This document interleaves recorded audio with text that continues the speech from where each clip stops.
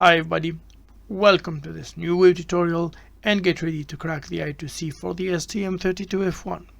So imagine you have a bunch of I2C chips and boards and you would like to get the addresses. So usually it's a big problem because you have to take a look on the datasheet, and then even like not enough, the datasheet can be not enough because you may have a special circuit or special layout that will change a little bit the address. So for today's tutorial, we are going to take a look on a way or to create a small program that will get the address and will help us to quickly find this address so we can start using debugging the device. So I will show you here. So if I'm connecting here an OLED device, and we are connecting the FTDI to view the result here. So if I restart my STM32F1, you can see I will have this address for this device. And if I change to another one, let me connect, for example, to this one, which is the IO extender, and not really connected well. So, and I click here, I do have the address for this another I2C device. And if I go further and I use this device, which has two I2C devices, and it's already restarted, but if I reset again, I do have here the addresses that I can use for my I2C communication. So if you would like to know how to use this one, just follow this tutorial. Before jumping to the video, let me take the moment and thank everyone for their support. I will keep doing my best to provide this quality content. So as usual, to support the channel, you can give us a thumbs up, make a comment, or subscribe and stay tuned. As usual, the code is available on GitHub. You can find the link in the description. The language that we are going to use is C. The program to code is Scale version 5. And finally, you should take a look on the I2C setup tutorial that will help you to get very smooth within this one. So the hardware that we are going to use is the STM32F1 based blue board, and also FTDI to make the UART communication with the PC. Finally, whatever the IC device you do have, that's the purpose of this tutorial. So this tutorial we are going to work on creating an I2C device failsafe. Means imagine you do establish or you write a code in your microcontroller, but you didn't connect the device. We don't want the code to crash or your device to crash because you didn't connect the device, and we are going to create a small a failsafe for it. After that, we are going to create the address failsafe. So imagine you connected your device, but you put it the wrong address. So how your code can recognize it and not get blocked there. Finally, we are going to write a small code based on mostly 2 to detect the I2C address of the device. Okay, so after that, let's jump to the I2C device failsafe. So we are starting with almost empty project where we do have the I2C, the UART, the SysTick, and the GP drive library, and we are going to modify and change the I2C library or adding some function too. So first of all, let's jump and work on the how to make this as the failsafe about if the device is not connected or there's even a connection issue. So if we go directly, let me open the reference manual, and if we go to I2C, so for the I2C there is one bit register that is extremely important, which is this busy one. Just a moment, let's go for this one, and this busy register, and this means there is ongoing communication on the bus, or there is something not going right, and it's extremely important to not enter or to not start the I2C communication if there is a communication ongoing or there is something happening. So it's very easy to do. So we have to check if this bus is not, like if it's 0 we can go ahead, if it's not we should immediately if it's 1 we should not go on, but it's if 0, if there's no communication, we can make it. So this is the status register 2, and this is the bit number 1. So if we go, we create a quick function here. Let me add this function here, this one, and let's jump here. So we go to, let's put it as a char because we need some output. So I2C check we call it, and as an input we just need an I2C to confirm which I2C we are going to use. Okay, and after that let's put a char, we call it a check, and it's equal to 0, or let's put it equal to on. So let's go here, let's start by putting if I2C is equal to 1,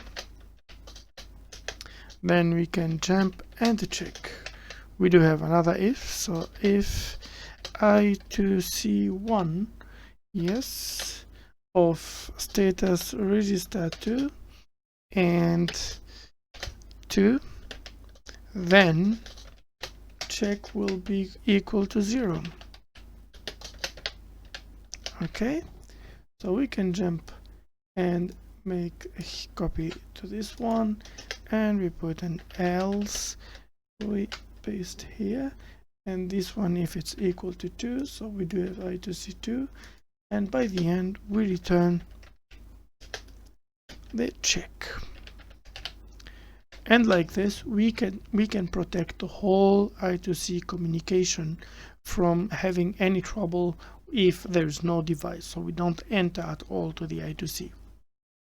Okay, so let's copy this one and add it to the header.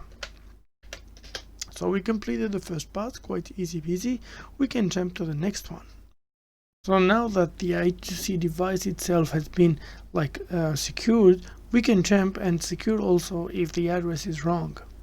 So the quest to secure our address or our communication from any other trouble is also inside the reference tutorial. So if we go here in status register 1, from the bit number 8 to the bit number 11, these bits are usually the one that have a trouble with the address or with the communication, so we have to monitor them when we send the address. So if one of them is showing up, we have to put all this one to 0 and jump or do not go for the next step, which is sending or receiving data. So based on this one, let's go to the code and change it. So we go to the address and we can start here. So if, okay, which one? So let's go, not the I2C address, and we have to keep waiting here. So in the part where we do have this equal to 0, we have to check and confirm. So if in this part the I2C 1 for this one, and status register 1, and the hexadecimal 0F00. So if we do any bit showing up there, we need to have two signals.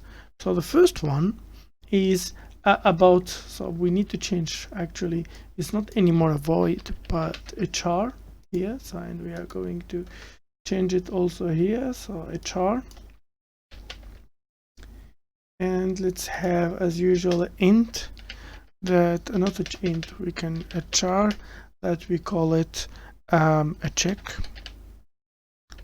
okay, and another char that will be, let's say, a feedback, okay, and this one will be equal to 1, and this one too will be equal to 1. Okay, so let's start with this one. So if we do have an issue here, what we are going to do is check, actually we need to keep the same one, so let's remove feedback like here. Okay, so we put here, so check will become equal to 0, and we need to put this one here equal and it should be the opposite of this one. Okay, and more than that, we have to jump here and put if check. So if this is working, then we can jump here. I hope you get it, guys. It's quite very simple. So usually if we don't have, and so if we have an issue, it will be stuck in this loop. But what we are going to say, if you're stuck in this loop, please check my issue list. If we do have an issue, so put a check 0 so we don't go and for the next step at all. And please put them as a 0 because we understood. And we are going to return the check, which will be a 0. Okay, perfect. So actually we need to add it. Oh, this is a, I wrote it for the 2 actually, so I need to change. And this 1, 2. So I have to go here. Yeah, be careful to make the same mistake as I have done. Just to check. And I must, yeah, this is a very extremely important one. I have to put a break at the end. So we need to leave the loop after we fix everything. So let's copy this and add it here. And what we can do, this one is 1, this one is also 1. So now let's run and build to see if there's any issue. Nothing. Perfect. Okay, and at the end we return a check. I have to add a check here. So if check, we are going to enter inside this one. Let's put this one here. Check again. Perfect. So now we do have a way to secure also from any trouble that happens inside the address itself. So we completed our failsafe, and we can jump now on creating a small device, a small program that will get us the device address. So but before getting to the main program, there's a few small things I would like to change a little bit. And first of all, this is about the address. So we put the address here, and it depends on the read write we have or read write, and I think this is not really very efficient, or maybe a little bit wrong. Better to put and a hexadecimal FE, so we are going to force a 0 at the bit number 0, and then we get our read write bit. So this is much efficient and much better to use this one. Okay, so let me save on this one. So after that, let me show you, this is the UART interface, but let me share with you the circuit that we do have here for the moment.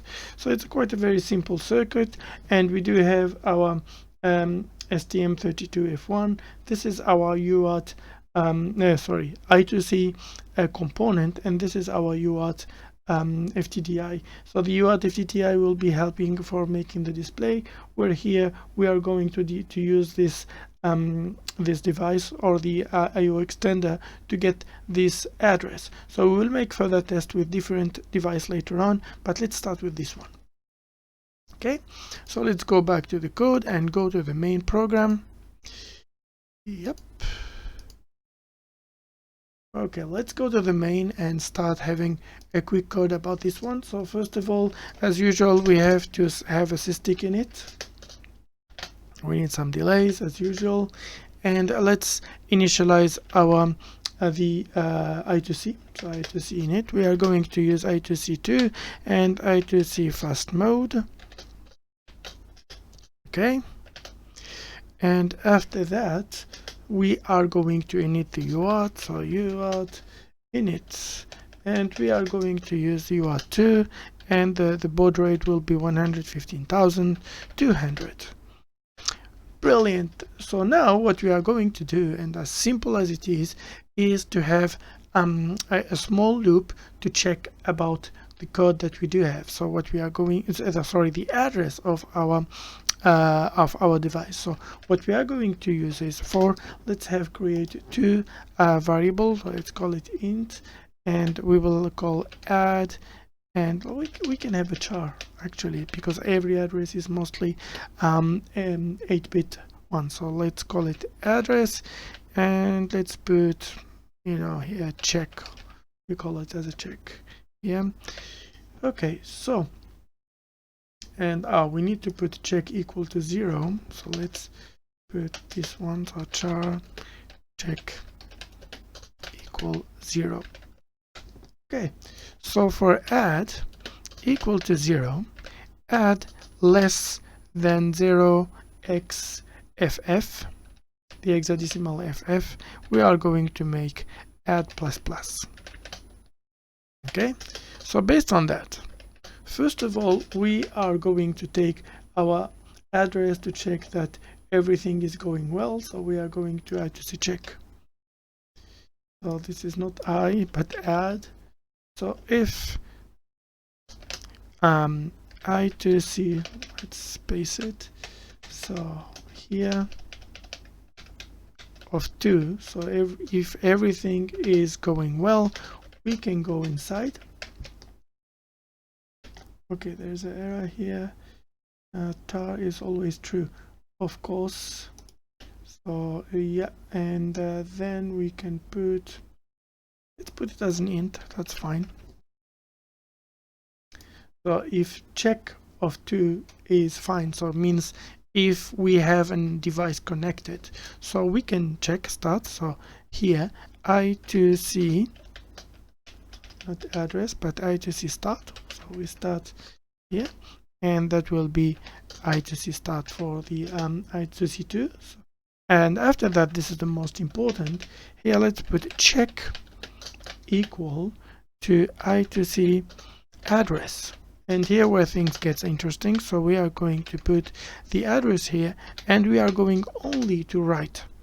Okay, reading can be problematic. So after that, I2C stop here of I2C. Sorry, of 2. Then we do have a little of check. If we do have a check, then what we are going to do, first of all, we are going to take UART tx of, we are going to use the UART2, and we are going to send the address. And after that, that's why I'm using char. Char is better here. And I will put here, so this is kind of obvious, but if I put, what should I put? Let's check it with unsigned char. Maybe it should be fine. Yeah. So after that, let's add another UART just to add a new line in case of we have many devices. Okay. And to add a new line, we are just going to add the usual /n like this. And it's important to put as a check equal to 0. Finally, so better, I would like to add here a small digital output. So digital output for the PC13. And this is to show that the program continues whatever if the device is disconnected or not. And here I'm going to make some blinking, so toggle. And the PC13, for those who doesn't know, is the LED, is connected directly to an LED inside the microcontroller board, so that there's something integrated, and we will make a delay of 500 milliseconds. Okay, I'm just copying again, so it will create some toggling effect. So far looks that we do have a working program. Let's load. Looks to be fine. So let me open the camera here. So I'm connecting this device. This is the PCF8574. This is a IO extender, and we already checked the address. So normally, so if I run my program, I should have some address here displayed, and I already prepared the hexadecimal one. So let's check and load. So what do we have here? Okay, it says nothing, but the good thing, this is here blinking. So let's check what's happening here. We do have the address. Let's see if I put it as a char, only char, what would happen? So, and here address plus plus, and we are going to show the address. So we have further detection, but the code is not working. Let's quickly check something. Let's put here E, just in case. That should be working now. Okay, is always true. So address is always okay. So FE, that doesn't make sense actually. It's always less. Yes, but that's something that we are going to make again. So it's just a 0 0 0.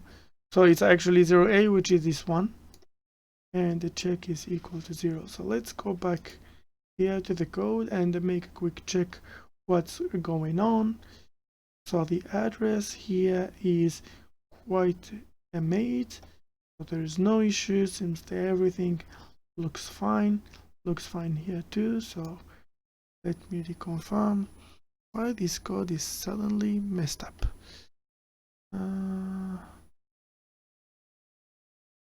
I'll put this one as an int, but I'm not sure why this is making, yeah, totally no change at all. Seems that it has been, it provided the address, but what I don't know, yeah, of course that didn't work because I have to put it this one as a 0, but it's been adding here the address each time. That's not normal. Let's load again. So it provided the address, which is this one, but I don't understand why check comes up 1 each time. So check is equal to 1, and if we do have an issue, it's 0. So that should be good. Let's confirm again what's going on. Of course, it's quite really obvious that it's not working because I forget to add the parentheses. That's my bad. That's my bad, guys. Thank you. I didn't do it in purpose. Okay, so now if I run it, I do have my addresses, and you can see here I have two addresses actually the same, because the first address, the one on the top, let me put the binary here, the one in the top is the one for reading, so for writing, where the other one is for the reading. Okay, so let me change then what we can do. So let's do like this, and we can just, if I start again, I have my addresses and my program keep running. But let's see if I do not have nothing and I reset it. So you see my program is keeping running without having any issues. So even there's nothing connected. And let's now connect to another I2C device. So let me put here. So, and it has restarted actually, and it generated the addresses. So I do have two I2C devices here, and it generated their addresses, which is the hexadecimal AE and the hexadecimal D0. And let me add another one just to have the fun, which is this screen. And if I go like this and start inputting it, so this is, let me remember, so we do have the ground. That should be quite simple. Let's reverse this to 1, and to have the right connection, let me, so removing devices when the microcontroller is working is not really something that I quite advise. It may crash it or have some issue. Okay, so we connected it. So let's check what's my address, and I do get the address here. So you see, with this program we do have a failsafe, even though the program is not working, even it's not connected, and it can give you the address directly. And here you can really spend really, like, it helps you for debugging and getting the right address at the moment. I hope you enjoyed this one. I think that's very useful if you are having chips. And also I would like to thank the people who follow these videos, because I got inspired from few questions coming in the comment area. And again, thank you so much. Have a very weird day.